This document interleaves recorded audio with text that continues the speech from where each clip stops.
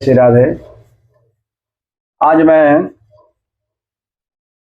आपको ले चलना चाह रहा हूं संयुक्त परिवार की तरफ और बुजुर्गों की दुर्दशा के। देखिए, भारतवर्ष में, दुनिया में कहीं हो या ना हो, लेकिन हिंदुस्तान में ये प्रचलन बहुत समय से, काफी समय से चली आई थी संयुक्त परिवार की। 50 साल में संयुक्त परिवार टूटा है। उसका खमियाजा पूरे हिंदुस्तान को भुगतना पड़ रहा है, पूरी आबादी और जनरेशन को भुगतना पड़ रहा है। जो बच्चे संस्कारहीन बन गए, उदंड बन गए, नशाखोर बन गए, अपराधी बन गए। अब संयुक्त परिवार क्या है? संयुक्त परिवार में चाचा भी रहते, ताऊ भी रहते, दादा भी रहते, उनके भाई भी रहते, कई दादा रहते, कई ताऊ रहते, कई चाचा, यानी दर्जनों का परिवार। और दर्जनों का परिवार एक साथ बैठ के भोजन करते, एक साथ बरामदे में सोते। और उनकी व्यवस्था ऐसी थी कि घर का एक मालिक होता था, घर का मालिक, और उसके अंतर्गत जो सदस्य थे 15-20, उसके आदेशानुसार चलते थे, बिना अनुमति कोई काम नहीं करते थे। उसमें एक होता था कृषि मंत्री, यानी खेती काम देखने वाला। तो जो खेती का काम देखता था और खेती से संबंधित बात उसी से की जाती थी। जैसे गांव में कोई व्यक्ति आ गया, कोई उसे अंतर कोई सामान मांगना है खेती वाला, तो मालिक कहेगा कि वो जानते हैं, मैं नहीं जानता। तो खेती काम संभालने वाला एक आदमी होता था, और एक आदमी होता था परिवार में पशुपालन करने वाला, गाय भैंस को पालता था। सहयोग सब करते थे, लेकिन जिम्मेवारी उसकी रहती थी, उसको चराना, खिलाना और बेचना। और गाय भैंस बेचना है तो घर का मालिक नहीं बेच सकता है, वो कहे वो जानते हैं, और पैसा रिटर्न होके मालिक के पास आता। उसी तरह से हमारा जैसे विदेश मंत्रालय होता है, उसी तरह से एक आदमी होता था कि सारे रिश्तेदारी में घूमता था सालों भर, और निमंत्रण करना, शादी विवाह में जाना, क्या समाचार किसका है, पंचायती में जाना, कोर्ट कचहरी जाना, समाज में बैठना, पंचायती बैठना। तो और उसमें एक आदमी जो होता था पहलवानी करता था, उससे कोई काम नहीं होता था, तू देख लाओ घर का पहलवान है। तो उसमें पढ़ने लिखने की बड़ी सुविधा होती थी, आगे बढ़ने की बड़ी सुविधा होती थी।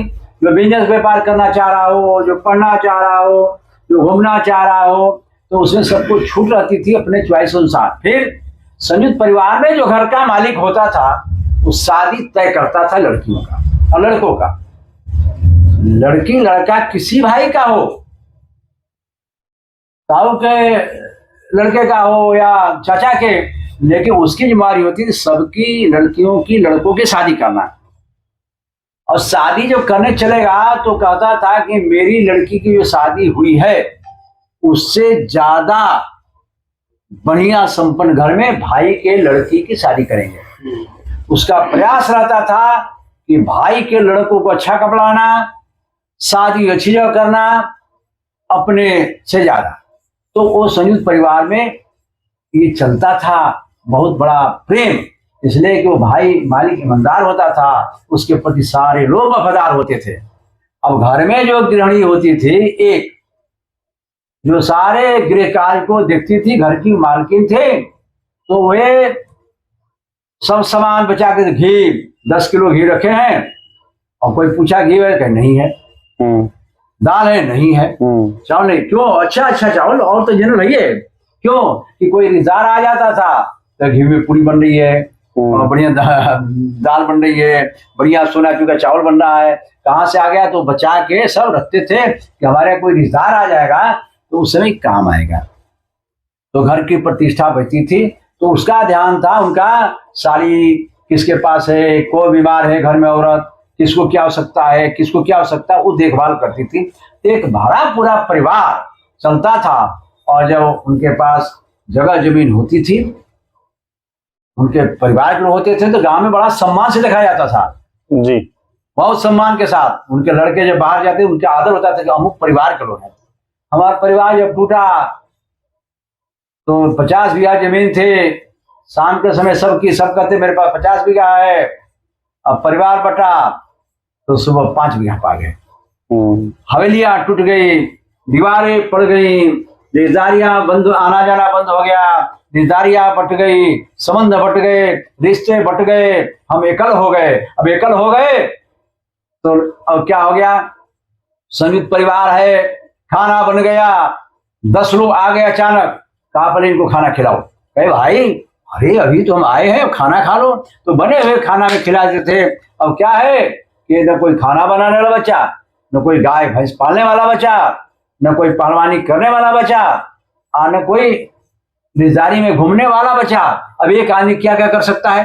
तो आज इतनी बड़ी कठिनाई हो गई, जमीन कम हो गई, बैठने की जगह कम हो गई, पशुपालन की जगह कम हो गई। तो ये हिंदुस्तान को सबसे बड़ा खमियाजा भुगतना पड़ा कि लड़के जो हुए परिवार में रहते थे तो चाचा और ताऊ से कांपते रहते थे, डरते रहते थे, कोई गलत काम न हो जाए। और दंड देने का अधिकारी सब था, कोई परिवार के सदस्य दंड दे सकता था, भय था। उलाहना आ गया तो बड़ी पिटाई होती थी। आज के तारीख में कोई किसी को पूछने वाला नहीं, टोकने वाला नहीं, चाहे गुंडागर्दी करो, चाहे शराब पियो, नशा करो। तो ये सब चीजें आ गई जब परिवार टूटा है तब, क्योंकि माँ बाप भी लड़ जाते हैं, मेरा बच्चा कुछ करे तुम कौन बोलोगे, तुम कौन बोलोगे। इसमें बड़ा कमी आई। आज पूरे समाज में अस्त व्यस्त हो गया, क्योंकि युवा पीढ़ी हमारे भारत का रीढ़ है, भविष्य है, सब कुछ युवा पीढ़ी है। अब युवा पीढ़ी जो है बिगड़ गई। आज 90% लोग नशा कर रहे हैं, उद्दंड हो गए, भाईचारा खत्म हो गया, बड़े बूढ़े का सम्मान नहीं। दूसरी बात कि जो बूढ़े लोग हैं, माता पिता हैं, संयुक्त परिवार में कोई ना कोई सेवा करता था, सेवा करता था। अपना बेटा ना करे तो ताऊ का करे, चाचा करे, कोई ना कोई करेगा। विश्व का परिवार था, विश्व के बीच में बुजुर्ग रहते थे। अब हो गया अकेले, अकेले हो गया तो उनको देखभाल करने वाला कोई नहीं। पानी चाहिए, चाय चाहिए, परिवार 4 लड़के 5 लड़के हैं, अलग अलग हो गए तो गए 2 महीना वहां रहेगा, 2 महीना वहां रहेगा, 2 महीना वहां रहेगा, 2 महीना वहां रहेगा, भिखारियों की तरह घुमा दिया। फिर कोई खाना देने वाला नहीं, चाय देने वाला नहीं, कोई इज्जत नहीं। तो आज बुजुर्गों का जो दुर्दशा है, मैं जमीनी बात कर रहा हूं कि संसार में सबसे बड़ा नरक का द्वार बुढ़ापा, और उस बुढ़ापा को नरक बना दिया अपने बच्चों ने, अपने घर वालों ने। उनका जिंदगी कट नहीं रहा है, बीमार है, दवा नहीं करा रहा है, लाचार है, खड़ा होना चाहते हैं, खड़ा नहीं हो पा रहे हैं। तो आज बुजुर्गों का जो मामला है, जो माता पिता पैदा करके बड़ा किया, हमको इस लायक बनाया, इंजीनियर बनाया, डॉक्टर बनाया, प्रोफेसर बनाया, बिजनेसमैन बनाया, लेकिन उस जो बाप माँ है आज रोटी के लिए तरस रहे हैं, आज वृद्धा आश्रम में जा रहे हैं, आज कोई पूछने वाला नहीं, कोई बात करने वाला नहीं। सोचो कि तो अगर नहीं होते तो हम इस लायक नहीं, कितना कष्ट उठा के हम इस लायक बनाए। इसलिए अपना अभियान है, माता पिता का सम्मान करो, और माता पिता को सम्मान करने वाला कोई पूजा की आवश्यकता नहीं है, साक्षात भगवान की पूजा है। भगवान को प्रसन्न करना है तो माता पिता की सेवा से भगवान प्रसन्न होंगे, जो आशीर्वाद दे देंगे। माता पिता सेवा करते हैं, वो आशीर्वाद किसी के बस की बात नहीं, वो आशीर्वाद है। तो हमें माता पिता की सेवा प्रमुखता से करनी चाहिए, सास ससुर की सेवा प्रमुखता से करनी चाहिए, और हमें कोशिश करनी चाहिए कि हमारा संयुक्त परिवार जो बच्चा है बचे रहे, और भविष्य में बटा न बटे। 1 मिनट और मैं बताना चाहता हूं कि किसान बढ़ता है, किसान 10 बीघा जमीन वाला 2 बीघा हो जाता है, 1 बीघा पा जाता है, उसके 1 बीघा से कहां बढ़ के ले जाएगा। लेकिन दरिद्र बन जाता है, किसान से मजदूर, मजदूर दरिद्र। लेकिन जब व्यापारी बढ़ता है तो उसकी 1 दुकान थी, 5 लड़के थे, और उसकी 5 दुकान हो गई, 5 गुना मालधनी हो गया, 5 गुना मालदार हुआ। हम कितने 5 गुना गरीब बन गए। नकल मत करो, व्यवसायी बंटवारा कर सकता है, लेकिन किसान बटेगा तो संपत्ति बटेगी, और संपत्ति सब कुछ बढ़ जाएगा, दरिद्र बन जाएगा, मजदूर दरिद्र बन जाएगा। दरिद्र नहीं बनना है, हमें किसान रहना है। इसलिए किसान भाइयों से अपील है कि हर हालत में जिस आंगन में पैदा हुए हो उस आंगन में मरो, लेकिन दीवार पड़ने न पावे, जो खेत है बटने न पावे, जो मकान है टूटने न पावे, और जो उस परिवार में बड़े बूढ़े हैं कभी उनके आंख से आंसू न गिरे, आंसू गिर गया तो पतन हो जाएगा। जिस दरवाजे पर जो बुजुर्ग मुस्कुराता है वहाँ लक्ष्मी रहती हैं, और जिस दरवाजे पर बुजुर्ग के आंसू गिरते हैं वहाँ राक्षस रहता है, पतन हो जाता है। सबसे निवेदन है कि बड़े बूढ़ों की सेवा करो, माता पिता की सेवा करो, और संयुक्त परिवार को हमको मिलजुल के रहना है। जय जय श्री राम।